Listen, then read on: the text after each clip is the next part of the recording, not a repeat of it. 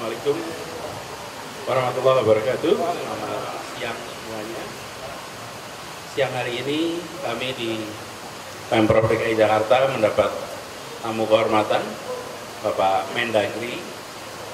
Kami selama ini komunikasi terus secara rutin, per telepon, per WA, saling koordinasi untuk memastikan bahwa langkah-langkah yang kita lakukan di dalam pengendalian penularan COVID-19 ini dijalankan dengan baik dan koordinasi dengan pemerintah pusat untuk memastikan ini inline. Dan sesungguhnya pertemuan ini harusnya berlangsung di kantor Kemdagri. Harusnya tadi pagi jam 9. Tapi Pak Tito ini berbaik hati, Pak Tito mau mampir ke Balai Kota, kangen sama Balai Kota. Dulu beliau ketika Kapolda pasti sering datang ke Balai Kota. Jadi alhamdulillah kita dapat kehormatan menyambut beliau di sini bersama jajaran. Pertemuan tadi berlangsung produktif dan kita membahas hal-hal terkait pengendalian penularan COVID-19. Silakan Pak Mendagri. Terima kasih banyak. Assalamualaikum warahmatullahi wabarakatuh. Rekan-rekan sekalian, jadi tadi memang semula Bapak Gubernur akan ke kantor Kemendagri, tapi saya menyampaikan saya yang ingin datang ke Balai Kota. Selama ini komunikasi sudah banyak kita lakukan, terutama dalam menghadapi isu COVID-19 ini. Jadi tadi Bapak Gubernur menjelaskan tentang langkah-langkah yang disampaikan oleh Bapak Gubernur. Mulai sebetulnya sudah banyak langkah yang dilakukan oleh beliau, namun tidak disampaikan secara terbuka. Karena kita tidak ingin sama menimbulkan publik kemudian menjadi panik dan lain-lain. Karena kita memahami bahwa COVID-19 ini sebetulnya virus ya, yang fatality rate-nya atau menimbulkan dampak kematiannya relatif rendah dibandingkan dengan virus-virus yang lainnya. Kita tidak ingin kemudian isu yang muncul ke publik membuat publik menjadi panik sehingga akhirnya muncul dampak lain selain masalah penyakit itu sendiri atau virus itu sendiri, termasuk ke masalah ekonomi dan lain-lain. Tadi Bapak Gubernur sudah menyampaikan langkah-langkah yang disampaikan oleh beliau, mulai dari upaya-upaya antisipasi awal, kemudian langkah-langkah pencegahan, sekaligus sosialisasi, dan juga langkah-langkah mitigasi dan antisipasi ke depan. Saya menyampaikan penghargaan pada Bapak Gubernur atas langkah-langkah tersebut, di mana titik sentral isu, meskipun sekali lagi tingkat kematian COVID-19 ini relatif rendah dan banyak case menunjukkan bahwa banyak yang sembuh dengan sendirinya ketika daya tahan tubuh memang kuat, namun tentunya kita juga berkewajiban untuk mencegah terjadinya penularan.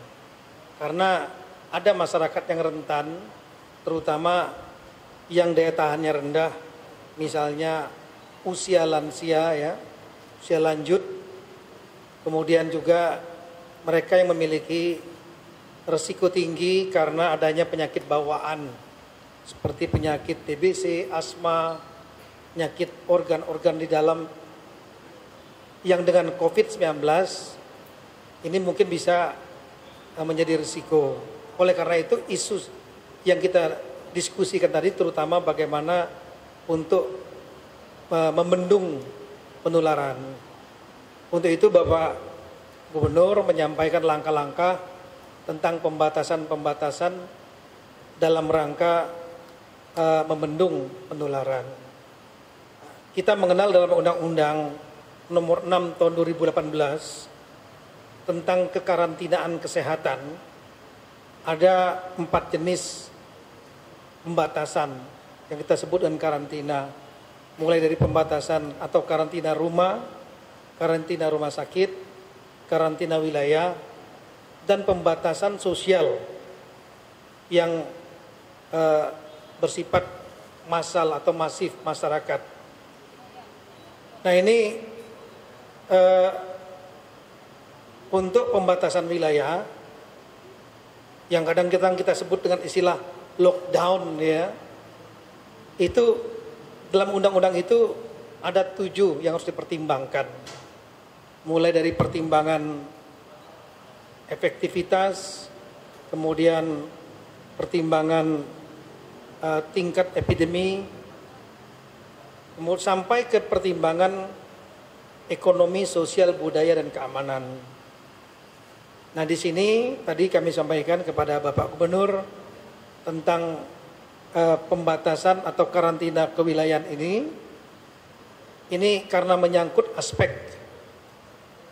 ekonomi, maka selain Undang-Undang Nomor 6 Tahun 2018 tentang kekarantinaan kewilayahan itu, saya ulangi, kekarantinaan kesehatan itu, untuk pembatasan wilayah, karantina wilayah, dan pembatasan sosial dalam jumlah besar, itu adalah menjadi kewenangan pusat. Di samping itu kita melihat bahwa ekonomi juga berkaitan langsung dengan masalah monetary dan fiskal, sesuai dengan Undang-Undang Nomor 23 tahun 2014, menjadi urusan absolut, pemerintahan absolut yang merupakan kewenangan dari pemerintah pusat, dalam ini Bapak Presiden. Oleh karena itu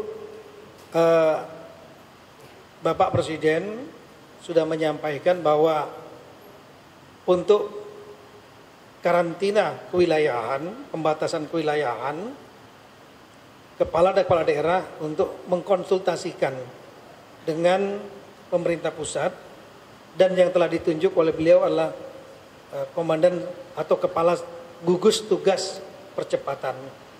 Ini tadi kami diskusikan seperti itu. Namun ada langkah-langkah pembatasan antisipasi lain yang sudah dilakukan oleh Bapak Gubernur, di antaranya mengenai masalah transportasi.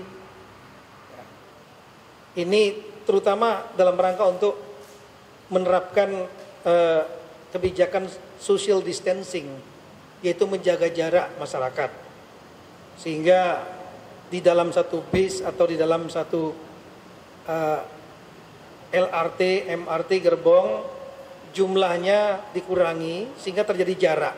Jangan sampai bertumpuk, karena begitu bertumpuk maka risiko penularan akan menjadi tinggi. Dan kita tahu bahwa Jakarta ini sudah menjadi satu dengan daerah satelit sekitarnya, Tangerang, Depok, dan Bekasi. Maka ini Bapak Gubernur menyampaikan masukan-masukan yang perlu dikoordinasikan juga dengan wilayah-wilayah tetangga lainnya. Bahkan bukan hanya itu, tapi perlu juga dikoordinasikan dengan provinsi-provinsi lain. Karena banyak masyarakat dari provinsi lain yang datang ke Jakarta, atau yang dari Jakarta datang ke provinsi lain. Nah untuk itulah masukan-masukan dari Bapak Gubernur nanti yang saya lihat cukup sistematis, ini nanti akan saya sampaikan kepada gugus tugas yang sebetulnya sekarang sudah dimulai rapatnya. Saya agak terlambat ini.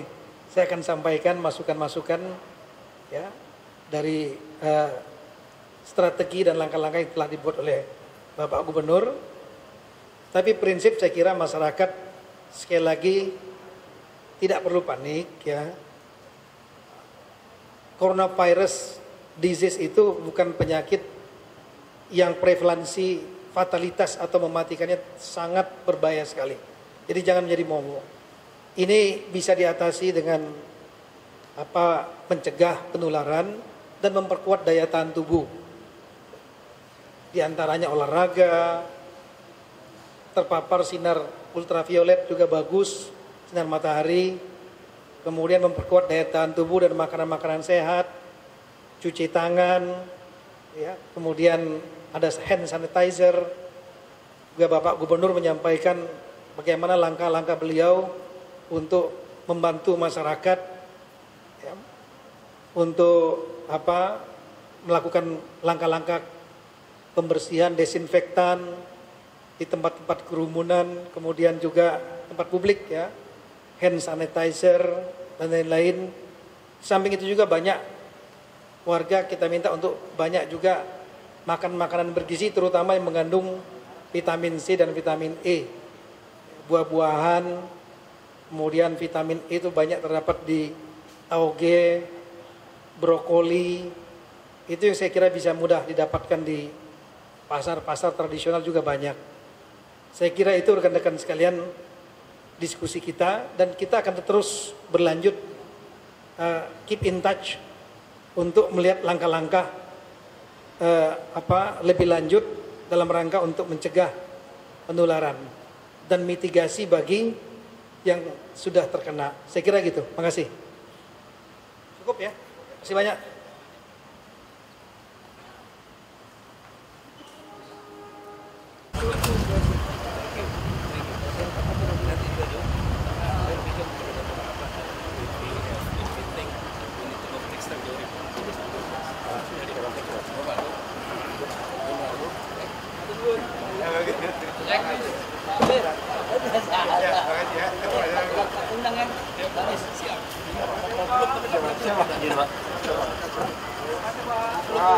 Siap.